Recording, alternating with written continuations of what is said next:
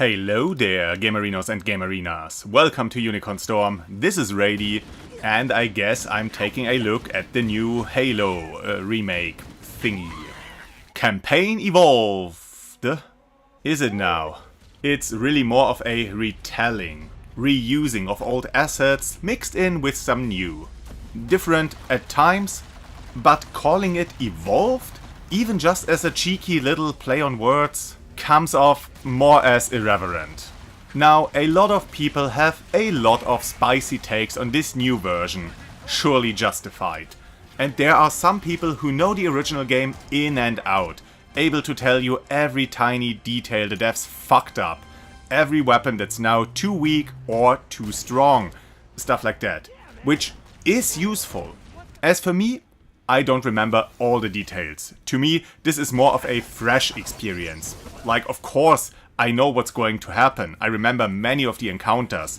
I know what to expect, but I certainly don't remember all the intricacies. I don't know how fast enemies are supposed to drop, how the AI works at every moment, how fast or powerful each weapon is supposed to be. I played the original many years ago. On PC actually, before I owned an Xbox myself, on which I replayed it and went on to play every mainline entry, multiple times. Well, except for everything 343 made. I played a lot of Halo multiplayer with my friend group back in the day. We often connected 4 or 5 consoles with each other to have some good old LAN parties. So yeah, I spent a lot of time with the franchise, though I never became a super fan or anything. I never aspired to master the games, never finished even one on Legendary. I like the games and I like to return to them every once in a while. We even had a short-lived little Halloween tradition where we played through the whole series up until that point, which we lovingly dubbed Haloween. So this is where I stand with the series, and this will of course inform how I perceive the new entry. It's Halo, pretty much. As someone who hasn't played the original recently and doesn't remember everything by heart, this feels like Halo. I mean, if you have played the original Halo at some point, you will notice some differences, but this plays very much like part of the franchise. Not everything stayed the same. A few things got changed and updated and modernized. Maybe it's expected differences for a sequel, but not always welcome changes for a remake. Some changes are worse than others. The thing I really missed from the original were the chunky sound effects. Shots had some punch, grabbing ammo off the ground sounded satisfying.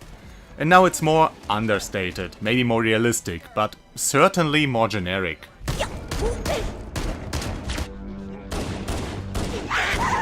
There are some alternate control schemes, power-ups are now consumables, the weapon selection is greater, with some of the later game's weapons being usable in this one, which does throw off the balancing in some parts. I mean, you now have access to your own particle sword in the Truth and Reconciliation level, making the gold elites far less dangerous. And well, there's now sprinting, which also throws off the balancing in some parts. And another thing that throws off the balancing and which actually bothered me is the recharging health. So Halo was one of the early games with a recharging health bar, but it was contextualized as a shield. You weren't invincible and could just bounce back from any injury, just so. But your armor could. You still had to manage your health, that dropped fast once your shield was gone. And you needed to find health packs, because fighting on low health was dangerous. Some weapons could deplete your shields instantly, leaving your health bar without protection. But now your health bar also replenishes after a few moments, independently from your shields even, which takes away all the need for tactical approaches, aside from not just standing out in the open. It doesn't feel very deliberate, or well thought through. Certainly not evolved. Changes to the mechanics were guaranteed to be contentious. The original game was already pretty tight. We're not talking about a technically or mechanically inferior game, a game held back by insufficient hardware, at least not gameplay wise, so it's questionable whether changes to the mechanics were actually necessary. It kinda reeks of the development team taking a look at the original well-beloved game and saying to themselves, well, we can do it better. And this extends into every aspect of the remake. I'm not particularly fond of the new cutscenes and dialogue lines. Some are fine, non-intrusive, but some are just self-indulgent or don't fit the tone the game is going for. Yeah, we all love Johnson, but the game doesn't have to present him like this. Yeah, come on, smirk right into the camera, like you know what's going on. And why is the first elite introduced in a cutscene and then just fucks off? In the original, he was shooting at you from behind a closing shutter, giving you just a brief glimpse. Cortana as well. She has always been a bit playful, and her and Master Chief weren't above the odd quip towards each other.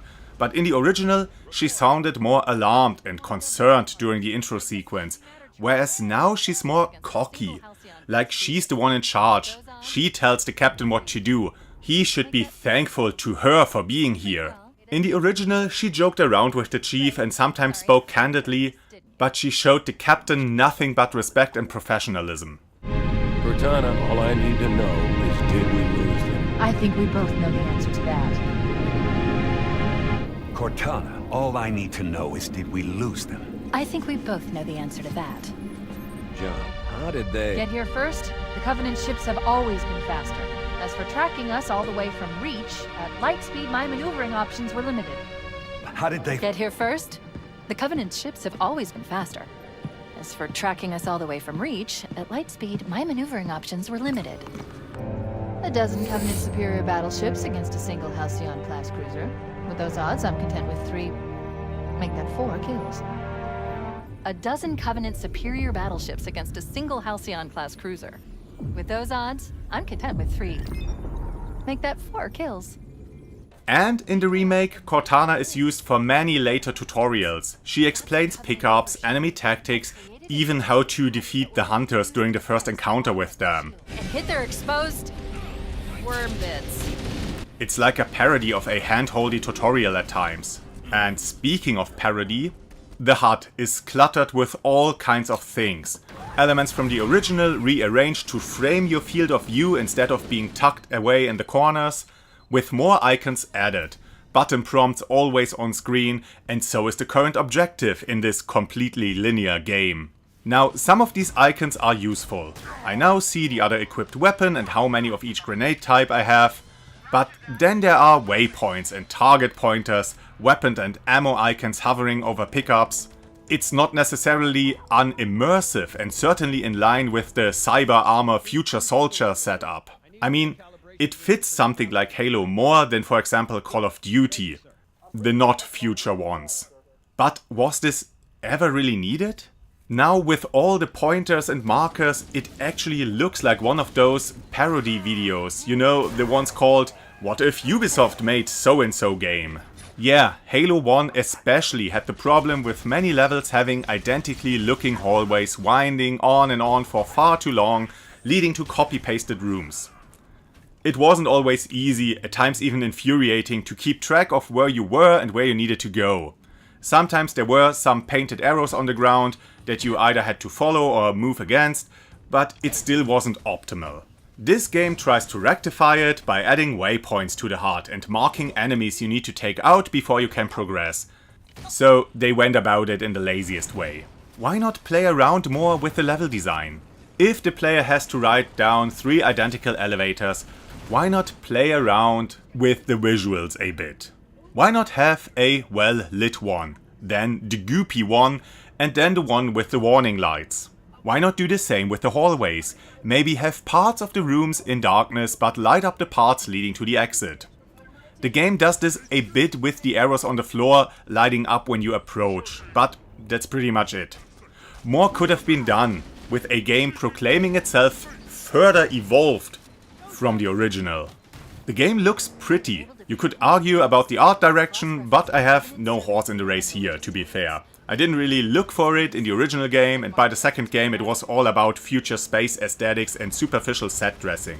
I understand where people not liking the art design changes introduced with the remaster are coming from, even agree with them in a way, but it's not something I have a strong opinion on in this case.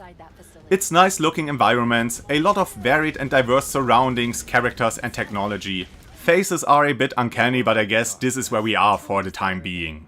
And the game is fun to play. I wouldn't have expected otherwise, though to be fair, I didn't have all that much fun with Halo 4, so just the name Halo isn't a guarantee for a good time. But Halo 1 certainly is, and for the most part, this here still is Halo 1.